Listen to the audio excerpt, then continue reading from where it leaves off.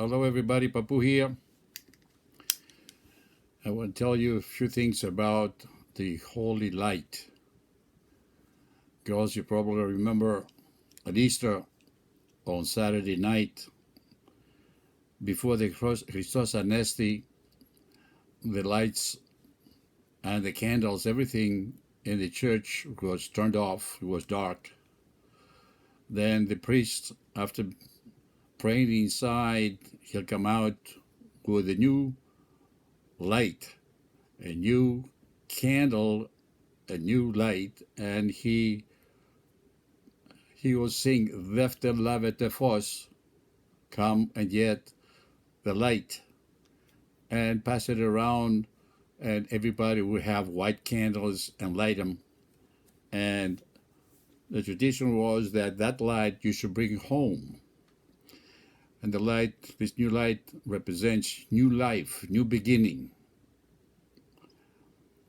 And remember, we had little lantern and with a candle inside and bring it home. And you're supposed to make a cross on top of the door, enter into the house. You walk in with your right foot and you light a new candle inside the house to bring the new light, the new life. The real holy light supposedly comes from Jerusalem, from the tomb of Christ. What they do is the Patriarch of Jerusalem, they have a lot of hymns with singing, and then he goes inside the tomb. The tomb is sealed and there is guards all around, and he has no light, supposedly. There's nothing in there except he has a bunch of candles. Kyria. So he goes inside, and after a while he comes out with all the candles lit, and he says, "Vefter lavete fos," and everybody tries to get that light to bring home. One time on television, they were showing that the Greeks had an airplane standing by, so they would get the light from the tomb and bring it to Athens. And they were showing people waiting in line to get the light, to be the first one bringing to the home. I don't know why. I think that's what we're doing. But for the ancient Greeks, this is not new. In Limnos, my island Limnos, there is an area, it's called Kavirio. And girls, if you remember, we went there a couple times, and that's where you walk down the Spediato Philocteti, the cave of Philocteti.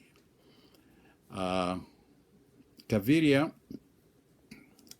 they had Kaviri, there were two gods, two mythological gods that the Greeks, the Limnians had, and there were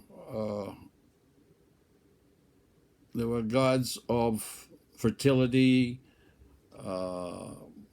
renewal, or anything had to do with nature, a renewal. And they had these celebrations to honor them once a year, every year. And part of those celebration was to renew the light. They would extinguish all the fires, all the lights, all over the island, and they would go after their priests, I imagine. They would go up on the mountain, and they use these polished cones like they used in the Olympics to start a new fire and bring it down. That was a celebration. Later on, and this was happening about 700 before Christ. Then later on, they will bring the new light from Apollo. Apollo was the god of light, and his temple was in Delos, an island in southern Greece, Delos. And they would bring the light from there. They wait for 3-4 days for the light to come in before they light the new fires. Well, that's the story of the Δεύτερη Λάβετε Φως. And that's is done in our church every year, as I told you, on Easter Saturday. Is just before they say the Christos Anesti, Christ has risen. Okay, that's that. Bye-bye.